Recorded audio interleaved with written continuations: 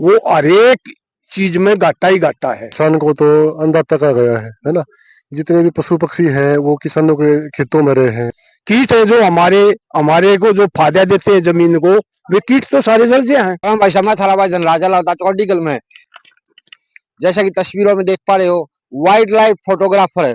हम आपको बता दें, ये जो फोटोग्राफी है ये एक पशु पक्षियों पर और पेड़ पौधों पर इस प्रकार की जो फोटोग्राफी होती है वाइल्ड लाइफ फोटोग्राफी कहलाती है। आपने देखा होगा जंगलों में इस प्रकार के जो फोटोग्राफर हैं वो फोटोग्राफी करते हुए बहुत से देखे गए होंगे। Wildlife photographer Rakesh Kumar ji जुड़ चुके हैं। नमस्कार। नमस्कार भाई साहब, सबसे पहले जो आपके जो दर्शक हैं सबको नमस्कार। और मैं आपको थोड़ा परिचय दे दूं अपना। गांव डिग्गल है और भाई मैं 15 साल हो गए मेरे को। मैं वाइल्ड लाइफ फोटोग्राफी करूँ हूँ और मैंने डिटेल तय जो अपने पशु पक्षी है अपने हरियाणा के भारत के उन पर ध्यान कराया है। और 15 साल में ये लेकर के आई है बात कि हमारे जो पक्षी कम होने लग रहे हैं उसका सबसे बड़ा रीजन एक ये भी है जो हम इस टाइम पे आग लगा हुआ है।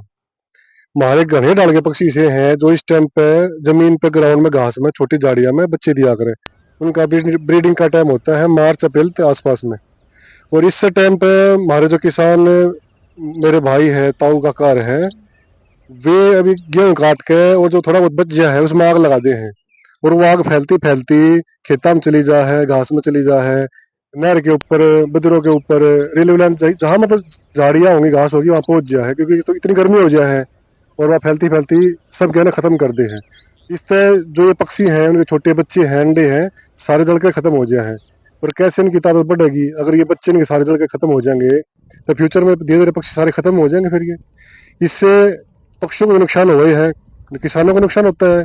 सारी जो जमीन है इतनी हार्ड होगी, जितने केचुए थे कीट पतंगे जितने थे सारे जल के खत्म हो गया है। हमारे जो छोटे पेड़ पौधे हैं जो खेत में अपने आप उग गया है या कितने नहर पे फॉरेस्ट डिपार्टमेंट ने रोड पर लगा रखे हैं वो सारे जल गए हैं। हमारे मतलब मानना तो सब कुछ खत्म होने लग रहा है आग के कारण। और कोई जरूरत नहीं आग लगाने की। अगर किसान कई आधा मतलब कट्टा कम भी हो गया अनाज तो कोई फर्क नहीं पड़ता। मानते हो ना आप? एक हमने देखा है जिस प्रकार आप फोटोग्राफी करते हैं इस प्रकार और भी जो बाहर से भी जो वाइल्ड लाइफ फोटोग्राफर यहाँ पे आते हैं। बोला जाता है जो ये एरिया है पर विदेशी पशु यहाँ आते हैं छोटे छोटे। तो हमारे दर्शकों को बताइए जो एरिया है किस प्रकार के पक्षी यहाँ पे आते हैं और क्या बताना चाहोगे जो विशेष रूप से अलीगढ़ और झज्जर के बारे में। ऐसा है जो अपना गांव डिग्गल पड़े हैं, यहाँ थोड़ा सा लो लेंग एरिया है, मतलब बारिश का पानी इकट्ठा हो गया है और गांव में जोड़ भी बहुत सारे हैं। इस कारण अपने विदेशी पक्षी बहुत ज्यादा हैं। जैसे साइबेरिया के, रसिया के, चाइना के, मंगोलिया के काफी दूर दूर से पानी वाले पक्षी ज्यादा हैं अपने गांव में। और मैंने 300 डाले के पक्षी देखे अपने गांव में। और पूरे इंडिया से और बाहर के कई कंट्री के भी लोग अपने आए हैं, भी भाव हैं हर साल। सर्दियों में ज्यादा आते हैं अपने पक्षियों को देखने वाले।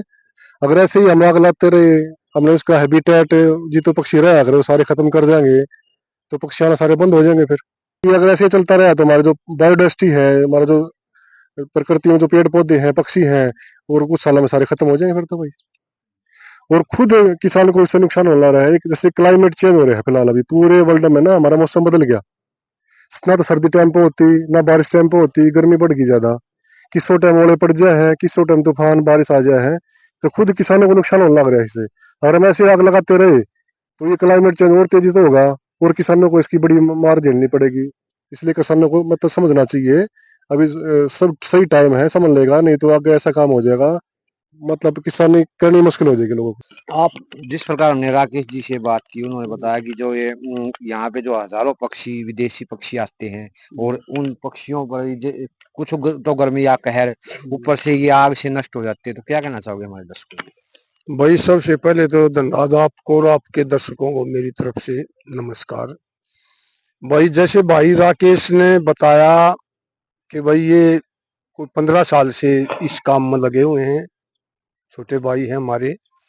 तो इससे तो नुकसान ही नुकसान है। मान ले किसान को भी नुकसान है और अपने आने वाला भविष्य में प्रदूषण खराब होगा, प्रकृति के साथ छेड़छाड़ हम करांगे तो नुकसान ही नुकसान है, इसमें फायदे की कोई बात नहीं।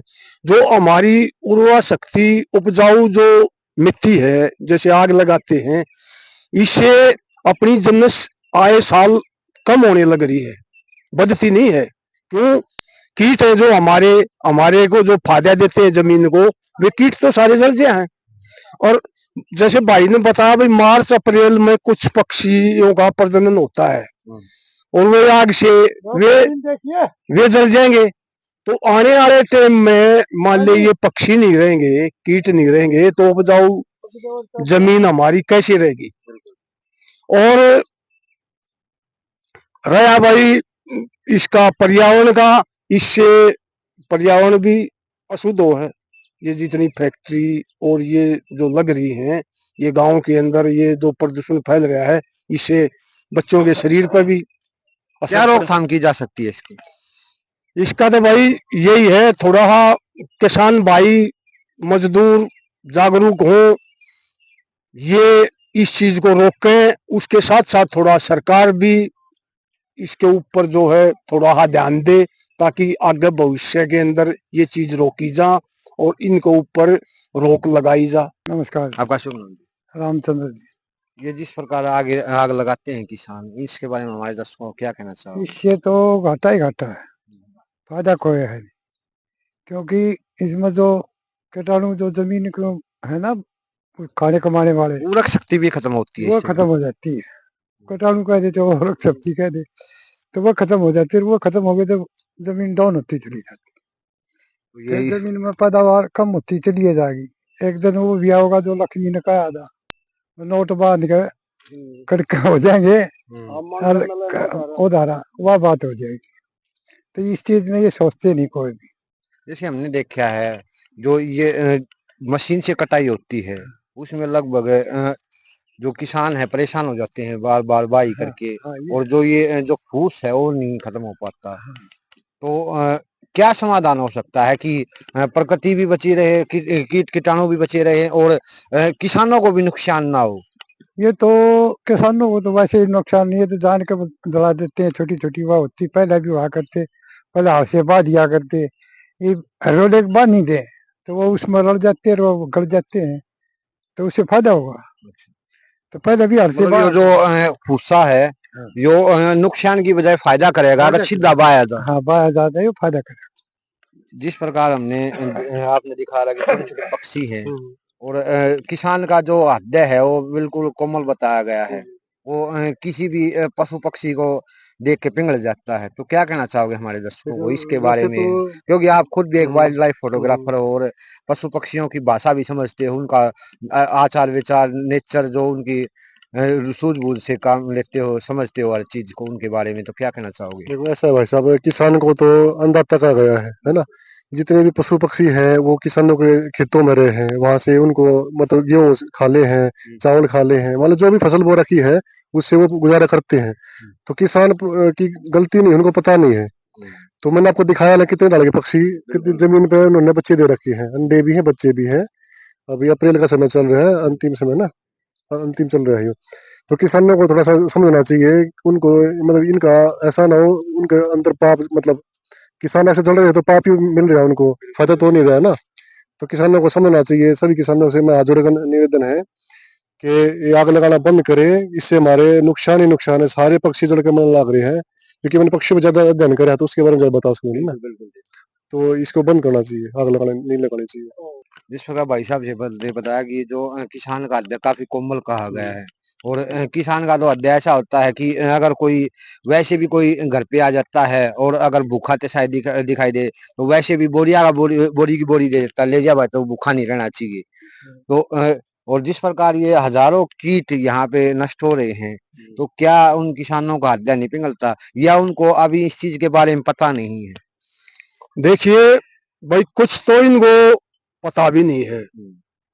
जो थोड़े अनपढ़ भाई हैं हमारे, उनको थोड़ा इस बारे में नॉलेज भी नहीं है। और कुछ जिनको नॉलेज है वो जानबूझकर लगा देते हैं आग, और उन्होंने ऐसा करना नहीं चाहिए। ये प्रकृति से हम जितनी छेड़छाड़ करेंगे, आने वाला भविष्य जो होगा वो हर एक चीज में घाटा ही घाटा है।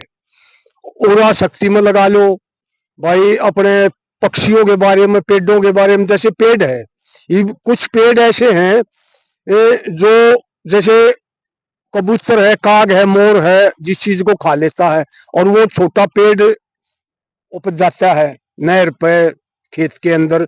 तो ये हम आग लाते हैं वो नष्ट हो जाता है।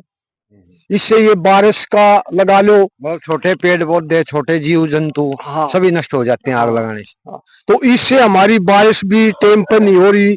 और जो टेम्परेचर है आने वाले टाइम में, ये जो अब 50 पे तो पहुंच चुका है, 50 से क्रॉस हो लिया है, तो 55-60 पे तो वैसे नहीं रहेगा, आदमी वैसे ही झुलस जाएगा।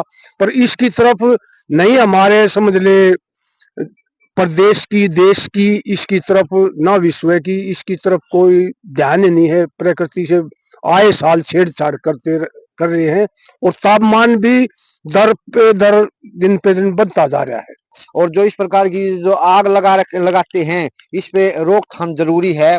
और किसान का कहा गया कि हृदय बिल्कुल कोमल होता है, और इस प्रकार के जो जब जीव जंतु देखेंगे वो, तो उनका हृदय अपने आप पिघल जाएगा, क्योंकि किसान कभी किसी का बुरा नहीं सोचता। तो मिलते हैं कि नई वीडियो के साथ, और सभी किसानों से यही निवेदन करना चाहेंगे, भाई इस आग पर कंट्रोल कर लो, या आपकी उपजाऊ शक्ति ने भी खत्म करा है, पेड़ पौधा ने भी खत्म करा है, इसके छोटे छोटे कीटाणु जीव जंतु इनको भी नष्ट करती है। राम भाई, सारे भाई, धन्यवाद, जय राम जी।